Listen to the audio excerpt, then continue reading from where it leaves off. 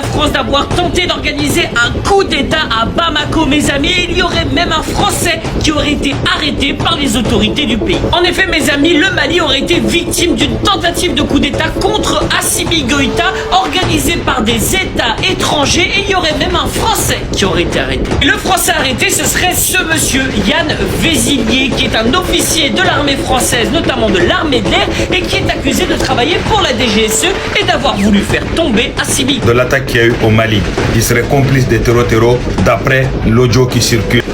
C'est connu, la France a une main derrière les attaques perpétrées au Sahel.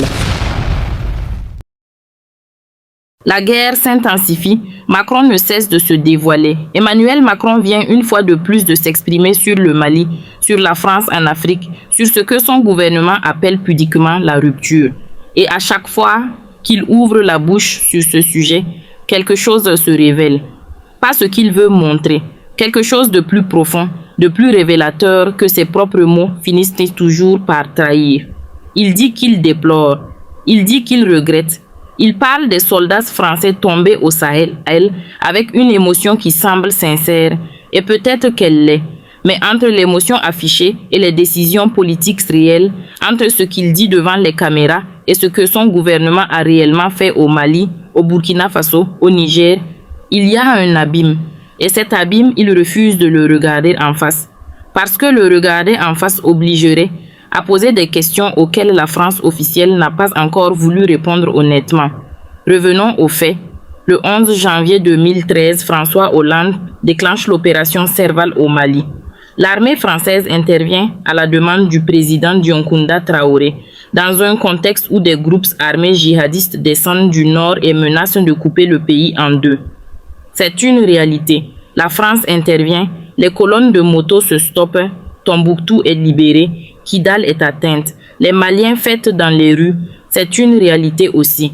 Mais ce que Macron oublie de dire ou refuse de dire, c'est que cette intervention, aussi militairement efficace qu'elle fut dans ses premières semaines, a débouché sur quelque chose d'infiniment plus complexe, d'infiniment plus ambigu que le tableau glorieux qu'il peint aujourd'hui. Serval est devenu Barkhane. Le dispositif s'est étendu. Les bases se sont installées, les effectifs ont grimpé jusqu'à 5000 soldats répartis sur l'ensemble du Sahel. Et pendant que l'armée française opérait, pendant que les soldats patrouillaient, pendant que les avions de chasse décollaient de N'Djamena, les groupes terroristes, eux, continuaient de se multiplier, de se fragmenter, de se réorganiser. Pas parce que les soldats français manquaient de courage, non, parce que la stratégie militaire, aussi courageuse soit-elle, ne peut pas à elle seule résoudre ce qu'une stratégie politique, économique et sociale a laissé béant pendant des décennies. Et sur ce volet-là, la politique, l'économie, le développement réel des territoires, que s'est-il vraiment passé? Macron parle d'ingratitude. Il dit avoir été confronté à de fausses informations, à des accusations infondées, à un manque de respect envers les soldats français. Et il n'a pas tout à fait tort sur un point. Certains discours qui ont circulé après les coups d'État au Mali étaient parfois excessifs, parfois instrumentalisés, parfois portés par des acteurs dont les intérêts réels n'avaient rien à voir avec le bien-être des populations. Mais voilà le problème. Quand on se retrouve à gémir sur l'ingratitude, quand on catalogue les reproches comme autant d'affronts insupportables, on évite soigneusement de se demander pourquoi ce niveau de rejet a pu atteindre une telle intensité. On évite la vraie question. Pourquoi des millions de Maliens, de Burkinabés, de Nigériens ont-ils applaudi le départ des soldats français? Pas tous, certes, mais assez pour que cela soit un signal que personne ne peut balayer d'un revers de main. La réponse à cette question est inconfortable. Elle oblige à regarder non seulement ce que la France a fait, mais ce qu'elle n'a pas fait. Elle oblige à examiner non seulement la bravoure des soldats, mais les décisions prises par leurs commandants politiques. Elle oblige à entendre ce que des millions d'Africains disent depuis des années, non pas comme un réflexe anti-français pavlovien, mais comme une lecture politique de leur propre réalité. Prenons la question des équipements militaires. Pendant des années, l'armée malienne, les FAMA, Forces armées maliennes, a combattu dans des conditions déplorables. Des hommes envoyés au front avec des véhicules en panne, avec des munitions insuffisantes, avec des communications défaillantes. Des soldats maliens qui mouraient dans des embuscades pour lesquelles ils n'avaient ni l'entraînement adéquat, ni les équipements nécessaires, ni parfois même les informations de renseignement que leurs partenaires français détenaient pourtant. Ce n'est pas de la propagande anti-française. Ce sont des faits documentés, reconnus dans des rapports parlementaires français eux-mêmes, évoqués dans des analyses publiées par des instituts de recherche européens. Et c'est dans ce contexte que Sébastien Lecornu, ministre des Armées, a lui-même reconnu en avril 2023 que des industriels d'armement avaient longtemps rechigné à vendre au Mali. Il l'a dit, la France officielle l'a admis à demi-mot. Alors quand aujourd'hui on reproche aux nouvelles autorités maliennes d'être allées chercher des équipements ailleurs, il faut avoir l'honnêteté intellectuelle de replacer cette décision dans son contexte réel. Les autorités de la transition à Bamako n'ont pas choisi la Russie parce qu'ils sont des aventuriers irresponsables. Elles ont choisi d'aller chercher des équipements là où on acceptait de leur en vendre, dans les délais qui correspondaient à l'urgence de leur situation sécuritaire. On peut critiquer ce choix. On peut débattre de ses implications géopolitiques. On peut s'interroger sur les méthodes du groupe Wagner, rebaptisé Africa Corps, et sur les conséquences humaines de sa présence. Tout cela est légitime. Mais prétendre que ce choix est né du néant, qu'il n'est que la conséquence d'une manipulation extérieure ou d'une incompétence des dirigeants africains, c'est se raconter une histoire qui n'est pas la vraie. Macron parle de décisions prises en 2020 et 2021 par ceux qu'il appelle les putschistes, entendez par là les colonels qui ont renversé le président Ibrahim Boubacar Keïta d'abord, puis qui sont écartés la transition civile ensuite. Il dit que ces putschistes ont décidé que leur priorité n'était plus la lutte contre le terrorisme. Mais voilà une affirmation qui mérite qu'on la retourne. Qu'est-ce qui, en août 2020, a conduit des centaines de milliers de Maliens à descendre dans les rues pour réclamer le départ d'Ibeka? Qu'est-ce qui avait à ce point délégitimé ce président que même ses soutiens les plus proches l'avaient abandonné? La corruption massive, l'échec sécuritaire, les massacres de Ogosagou, l'incapacité à protéger les populations civiles dans le centre du pays. Et dans tout cela, où était la France? Elle soutenait Ibeka. Elle continuait de s'afficher avec lui. Elle continuait de valider un régime qui, aux yeux de la majorité des Maliens, avait failli sur tous les fronts essentiels. Ce n'est pas un jugement, c'est une réalité politique que Macron, avec toute son intelligence, choisit de ne pas mettre dans l'équation. Parce que la mettre dans l'équation obligerait à reconnaître que la France a co-administré l'échec malien autant qu'elle a tenté de le corriger militairement. Et cette reconnaissance-là, elle n'est pas venue. Elle n'est toujours pas venue. Il y a quelque chose de particulièrement troublant dans la posture de Macron face à cette crise. Quelque chose qui dépasse les désaccords diplomatiques habituels. C'est cette certitude absolue qu'il semble avoir d'être du bon côté de l'histoire.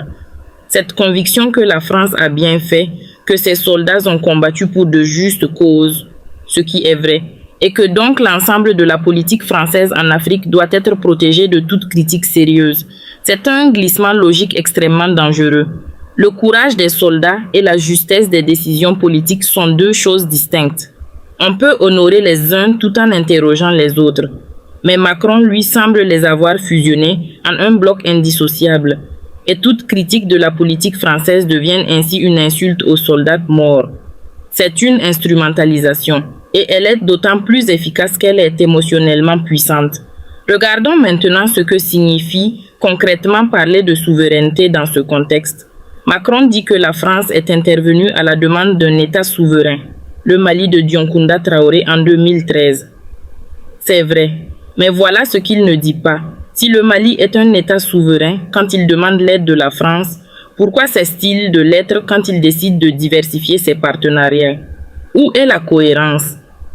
Un État souverain a le droit de choisir ses alliés, pas seulement ceux que Paris lui autorise, pas seulement dans le cadre que l'ancienne puissance coloniale juge acceptable. La souveraineté, ce n'est pas une récompense qu'on octroie quand on est content. C'est un droit, et ce droit vaut dans les deux sens. Ce point précis révèle quelque chose de fondamental dans la vision que Macron, et plus largement la France officielle, a des relations avec l'Afrique. Il y a dans cette vision une asymétrie structurelle. La France peut avoir des bases militaires dans 5, 6, 7 pays africains simultanément sans que cela soit perçu comme une menace pour la souveraineté de ces pays. Mais dès qu'un de ces pays signe un accord militaire avec une autre puissance, dès qu'il invite d'autres instructeurs, dès qu'il achète des équipements ailleurs, c'est immédiatement problématique. C'est une trahison, c'est une dérive inquiétante. Cette asymétrie-là, quand on la formule clairement, révèle exactement la nature du rapport que la France entretient encore avec ses anciens territoires. Ce n'est pas un partenariat entre égaux. Ce n'en a jamais été un. Et la rhétorique du respect mutuel que Macron brandit régulièrement dans ses discours sonne creux tant que cette asymétrie fondamentale n'est pas reconnue et corrigée. Les populations africaines ne sont pas dupes. Elles ont des télévisions, des smartphones, des réseaux sociaux. Elles lisent, elles comparent, elles analysent et elles voient très bien la différence entre ce que la France dit et ce que la France fait. Elles voient très bien que quand le Niger décide d'expulser l'ambassadeur français, Paris crie à l'atteinte au droit international. Mais quand la France elle-même décide unilatéralement de retirer ses troupes du Mali, sans consultation véritable des autorités maliennes, sans plan de transition sécuritaire digne de ce nom, sans s'assurer que le terrain qu'elle abandonne ne serait pas immédiatement récupéré par les groupes djihadistes. Il ne s'agit pas d'une atteinte à la souveraineté, il s'agit d'une décision stratégique. Ce 2 poids 2 mesures, il est perçu, il est noté et il alimente année après année la défiance croissante que des millions d'Africains ressentent envers la France. Macron dit qu'il en veut aux dirigeants qui ont tenu des propos inacceptables. Et il a raison que certains propos ont été inacceptables. Mais en veut-il autant à ceux qui, dans l'appareil diplomatique français, ont alimenté pendant des décennies une vision condescendante de l'Afrique? En veut-il autant à ceux qui ont soutenu des régimes corrompus parce qu'ils étaient stables et favorables aux intérêts français? En veut-il autant à ceux qui ont laissé les armées africaines sans équipement digne de ce nom, tout en entretenant l'illusion d'un partenariat de défense véritable? Ces questions-là, elles ne lui sont pas posées dans les médias français, mais elles sont posées tous les jours dans les rues de Bamako, d'Ouagadougou et de Niamey. Il y a aussi cette phrase qu'il a prononcée et qui mérite qu'on s'y arrête longuement. Il dit en substance qu'il ne faut pas croire que pour être vraiment africain, il faut être irrespectueux envers la France. C'est une phrase extraordinaire.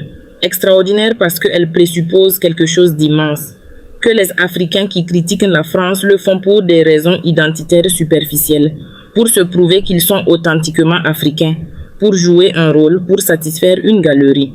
Pas parce qu'ils ont des griefs politiques réels documentés légitimes. Pas parce qu'ils ont fait une lecture lucide d'une relation déséquilibrée et qu'ils en tirent des conclusions. Non, selon Macron, c'est une posture. C'est du théâtre et cette interprétation-là, cette réduction de la critique africaine à un simple réflexe identitaire, c'est peut-être la manifestation la plus claire et la plus révélatrice du problème. Parce que quand on ne peut pas imaginer que l'autre a des raisons valables de vous critiquer, quand toute critique devient forcément une manipulation, une ingratitude ou une posture, on a définitivement fermé la porte au dialogue réel. On a remplacé la compréhension par le mépris, même inconscient. Et c'est là que Macron, malgré son intelligence réelle et son énergie indéniable, montre les limites d'une vision du monde qui n'a pas su se mettre à jour assez vite face à des réalités africaines qui, elles, ont changé. Alors, que s'est-il vraiment passé entre la France et le Mali? Pas la version lissée, pas la version officielle. La version réelle, avec ses complexités, ses contradictions, ses moments de bonne foi et ses moments d'aveuglement profond. Parce que, pour comprendre où nous en sommes aujourd'hui, pour comprendre pourquoi Macron s'exprime avec cette amertume que ses mots ne parviennent pas à cacher, il faut remonter le fil. Pas depuis 2013, depuis bien avant. Le Mali, comme la quasi-totalité des pays d'Afrique de l'Ouest francophone, entretiennent avec la France une relation qui n'a jamais vraiment été définie selon les termes de l'égalité. Depuis les indépendances des années 1960, un système subtil mais puissant s'est mis en place que certains appellent la France-Afrique, terme que Paris déteste et que Bamako n'a jamais vraiment cessé de vivre de l'intérieur. Ce système, ce n'est pas un complot de roman d'espionnage. C'est quelque chose de plus banal et de plus structurel. Des réseaux d'influence, des arrangements économiques, des soutiens politiques croisés, des bases militaires dont la présence a toujours été négociée dans un rapport de force où la France avait tous les atouts. Ce n'est pas une théorie. Ce sont des faits historiques consignés, étudiés, documentés par des historiens français, africains, américains. Dans ce contexte, l'intervention de 2013 n'est pas un acte de charité désintéressée. Elle est aussi et sans doute surtout une décision stratégique. Le Mali, en train de se fragmenter, c'est une déstabilisation qui s'étend. C'est une menace qui touche le Niger, le Tchad, le Burkina Faso. C'est la remise en question d'un espace sahélien que la France considère depuis des décennies comme une zone d'influence naturelle. Intervenir militairement, c'est donc aussi protéger cette architecture géopolitique. C'est envoyer un signal à d'autres acteurs, la Russie, la Chine, les États du Golfe, que cet espace n'est pas à prendre. Ce n'est pas honteux de le reconnaître. Toutes les grandes puissances ont des intérêts géopolitiques. Mais quand Macron présente l'opération Serval comme un acte de solidarité pure, comme une réponse désintéressée à un appel au secours, il caricature la réalité. Et cette caricature, les Africains qui ont suivi l'histoire de près la voient immédiatement. Venons-en aux années qui ont suivi. Barkhane s'installe dans la durée. Les soldats français se battent. Ils prennent des risques. Certains meurent. Mais sur le terrain, la situation sécuritaire au Mali ne s'améliore pas fondamentalement. Elle se dégrade même, progressivement, inexorablement. Le centre du pays, la région de Mopti, le delta intérieur du Niger, devient une zone de chaos. Des villages entiers sont massacrés. Les Dogons et les Peuls s'affrontent dans une spirale de violence intercommunautaire alimentée par l'effondrement de l'État central. Et les forces armées maliennes, qui sont censées être l'acteur principal de la sécurisation du territoire, continuent d'opérer dans des conditions déplorables. C'est dans ce contexte que survient le massacre d'Ogosagou, en mars 2019. Plus de 160 personnes tuées dans un village Peul. C'est la goutte qui fait déborder le vase. Pas seulement parce que le massacre est d'une cruauté insoutenable, mais parce qu'il révèle au grand jour l'incapacité totale de l'État malien, soutenu pourtant par 5000 soldats français, à protéger ses propres citoyens. Les manifestations qui suivent à Bamako ne sont pas anti-françaises dans leur essence. Elles sont d'abord et avant tout un cri de rage contre une classe politique malienne perçue comme corrompue, incompétente et indifférente. Mais dans ce cri de rage, la présence française commence à être questionnée. Parce que si la France est là depuis 6 ans, si elle mobilise autant de moyens, si elle fait autant de bruit médiatique et que la situation est toujours aussi catastrophique, alors à quoi sert-elle vraiment? Cette question légitime, douloureuse, n'obtient pas de réponse satisfaisante. Ce qu'elle obtient à la place, c'est une communication de plus en plus défensive de la part de Paris. Des chiffres sur les succès militaires, des listes de chefs terroristes neutralisés, une rhétorique de la victoire qui contraste de façon de plus en plus flagrante avec ce que vivent les populations sur le terrain. Et pendant ce temps, Ibeke, le président que la France soutient, s'enfonce dans une impopularité croissante, minée par des affaires de corruption, une gouvernance catastrophique et l'incapacité de son fils Karim, omniprésent dans les cercles du pouvoir, à rester discret dans une période de crise nationale. Le coup d'État d'août 2020 n'est donc pas une surprise. Il est, pour une large partie de la population malienne, un soulagement. Ce qui est une tragédie en soi, que le renversement d'un gouvernement élu soit vécu comme un soulagement, dit tout de l'état dans lequel le Mali se trouvait. Et la France, elle condamne le coup d'État. Elle suspend sa coopération militaire. Elle exige le retour à l'ordre constitutionnel. Toute réaction parfaitement prévisible, parfaitement conforme aux positions diplomatiques attendues. Mais ce que la France fait moins, c'est écouter, c'est comprendre. C'est analyser pourquoi ce coup d'État a reçu un accueil aussi favorable de la rue malienne. La transition qui suit est chaotique. Les colonels, dirigés par Assimi Goïta, naviguent entre pression internationale, attentes populaires et équilibre interne complexe. Ils font des erreurs. Certaines sont sérieuses. Mais ils font aussi quelque chose que les gouvernements maliens précédents avaient cessé de faire depuis longtemps. Ils parlent à leur peuple dans les termes de sa propre dignité. Ils affirment une souveraineté qui, même si elle est parfois instrumentalisée, résonne profondément dans une population qui en avait été privée trop longtemps. Et c'est là que la rupture avec Paris devient inévitable. Macron aurait pu choisir une posture d'écoute. Il aurait pu envoyer des signaux de respect envers des autorités avec lesquelles il n'était pas obligé d'être d'accord, mais dont il pouvait reconnaître la légitimité de fait. Il aurait pu proposer une renégociation sérieuse des termes de la présence militaire française au Mali. Il ne l'a pas fait. Ce qu'il a fait, c'est multiplier les déclarations publiques qui ont sonné comme des injonctions, comme des ultimatums, comme des conditions posées depuis Paris à des dirigeants maliens qui, eux, regardaient leur pays s'embraser et n'avaient aucune intention de continuer à subir des leçons de gouvernance de l'ancienne puissance coloniale. Le moment pivot arrive en janvier 2022. Macron annonce lors d'une conférence de presse que la France va revoir son dispositif au Sahel. Le message est clair. Si les conditions politiques ne changent pas, si les autorités de la transition ne s'engagent pas dans un calendrier,